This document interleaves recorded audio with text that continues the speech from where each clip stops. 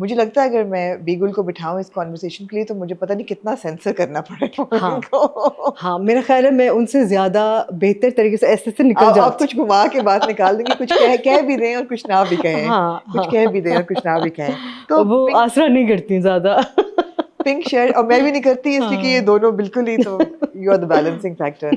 तो pink shirt को लेके कॉन्वर्सेशन शुरू करते हैं। जो सोफी का किरदार है, played brilliantly by Sajal, brilliantly, and even to some extent जो नीलम मलिक का किरदार है, वो भी कोई इतना सीधा कैरेक्टर नहीं है बिल्कुल भी। She is incapable of writing सीधा कैरेक्टर। हाँ, नहीं नहीं कोई व्हाट कैरेक्टर सीधा? ना पाकीज़ा में कोई कैरेक्टर सीधा सीधा था, था। ना रकीब से का कोई कैरेक्टर सीधा था, ना इसका कोई कैरेक्टर सीधा। I don't think she can write a सीधा कैरेक्टर। तो ये टेढ़ी मेढ़ी औरतें लिखने का जो डर है, आपको लगता है over the years you have played some really complex characters over the year? आपने हसीना मोइन के साथ भी काम किया हुआ है, आपने नूरुल हुदा शाह के भी लिखाई पे किया हुआ ड्रामे, और अब भी you are still working with. Do you feel that the characterization is getting simpler, more sanitized? Yeah, are we going into the complexities of the female mind?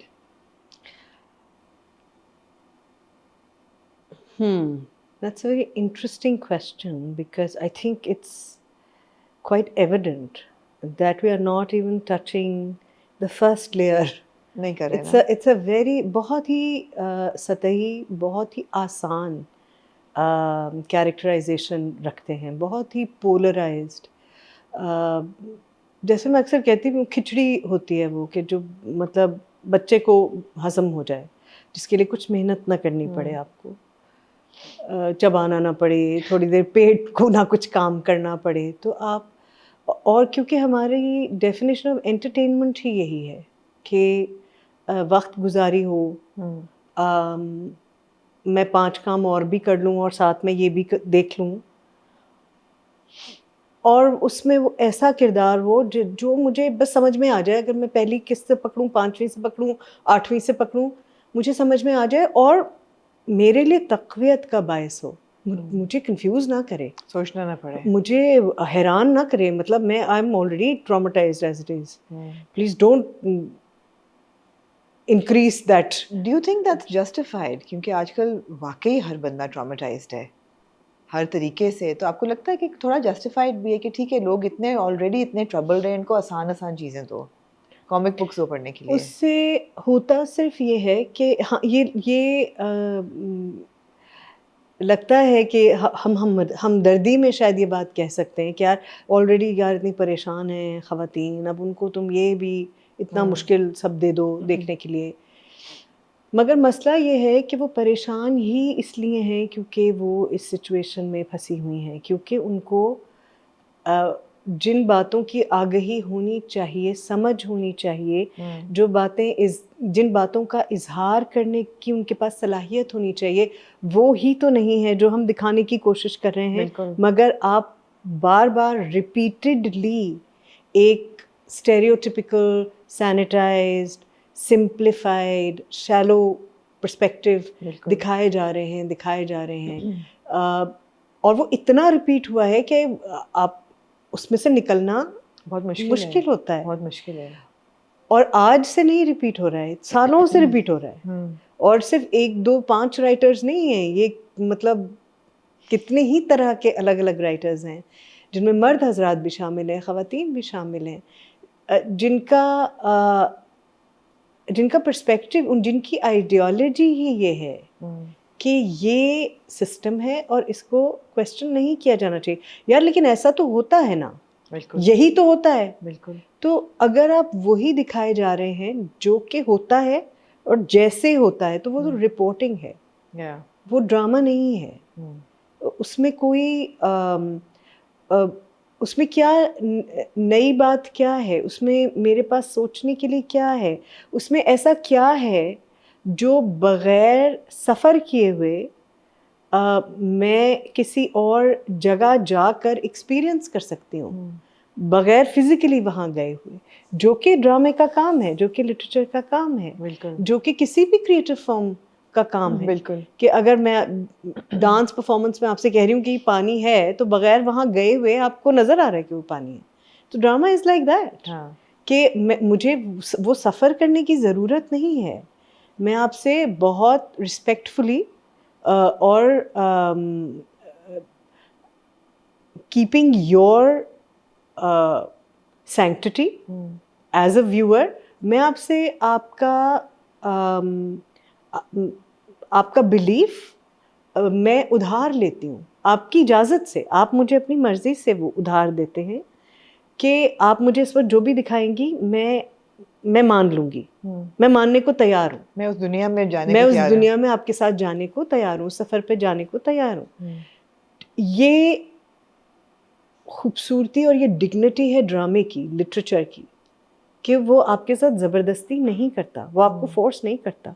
आप ना बिलीव करना चाहें, unlike a politician who will tell you this is a fact, drama never says that to you. आपकी बात बिल्कुल सही है। बहुत लोग ये चीज़ बहस करते हैं कि जी हमारी ऑडियंस शायद इतनी लिटरेट नहीं है, इतनी एजुकेटेड नहीं है कि वो डिफ्रेंशिएट कर सके कि फ़ैक्ट क्या है, फ़िक्शन क्या है। तो जब आप ऐसी चीज़ दिखाएंगे तो उनसे वो बहुत मुतासर होगी और बहुत इन्फ्लुएंस होंगे, और ये बहुत माशरे पे गलत इन्फ्लुएंस है कि आप फॉर एग्ज़ाम्पल एक सोफ़ी जैसी हीरोइन दिखा रहे हैं जो उसको कोई इनहिबिशन, लत्थी चढ़ी जिसे कहते हैं पंजाबी में, नहीं है। वो शराब भी पी रही है, वो सिगरेट भी पी रही है, उसने मियाँ को भी छोड़ दिया, उसने बीच में अभी तलाक नहीं हुई तो अफेयर भी चलाना शुरू कर दिया। तो ये तो बड़ा हो, ये तो नहीं दिखानी चाहिए ऐसी औरत तो। मगर वो तमाम लोग जो इतने बेवकूफ़ हैं कि वो इन हर तख्लीक़ी काम को हकीकत मान लेंगे, उनको वोट देने की इजाज़त है, उनको अपनी हुकूमतें चूज़ करने की इजाज़त है। तो अगर वो इतने नाअहल हैं तो उन्हें ये इजाज़त क्यों है? कैसे है? How are we allowing people like that, if that is what they think? How are they allowing people like that to choose people who run the country? ना, तो ये तो बहुत सिलेक्टिव है ना अप्रोच कि वो लोग हुकूमत बना सकते हैं मगर एक तख्लीकी काम देखने समझने की वो सलाहियत नहीं रखते और उसे फ़ौरन अब्जॉर्ब कर लेंगे, and as if that is their only source of inspiration. और अगर वो सिर्फ यही देख रहे हैं और उनकी तालीम और उनकी तरबियत का सिर्फ यही एक मीडियम है, कोई असर नहीं है उन पे, और तो फिर तो ये पूरे सिस्टम का फेलियर है कि सिर्फ एक अप्रोच, एक पर्सपेक्टिव उन्हें कैसे इतना इन्फ्लुएंस कर रही है कि उनको उनके अंदर गलत और सही की, अगर that is what they are saying कि गलत और सही का फैसला करने की उनके अंदर सलाहियत नहीं, तो ये तो बहुत ही डेंजरस बात है। बहुत डेंजरस बात है। तो आप उसको कितना भी, आप तो फिर उन्हें ABCD भी सिखाएंगे तो वो गलत समझ जाएंगे, और समझते हैं, बिल्कुल, है ना। बिल्कुल। तो लेकिन उसका तोड़ क्या है? उसका इलाज सिर्फ ये है कि उनको वैक्सीनेट किया जाए।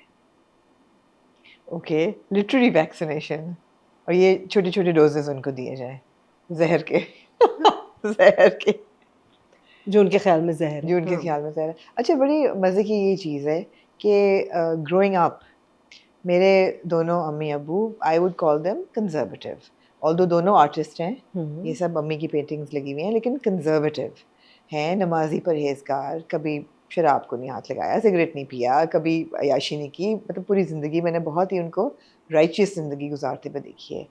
उन्होंने हमें कभी किसी चीज़ से मना नहीं किया। एज अ चाइल्ड मैं हर किस्म का नावल पढ़ती थी और उनको पता होता था मैं क्या पढ़ रही हूँ, पढ़ने देते थे।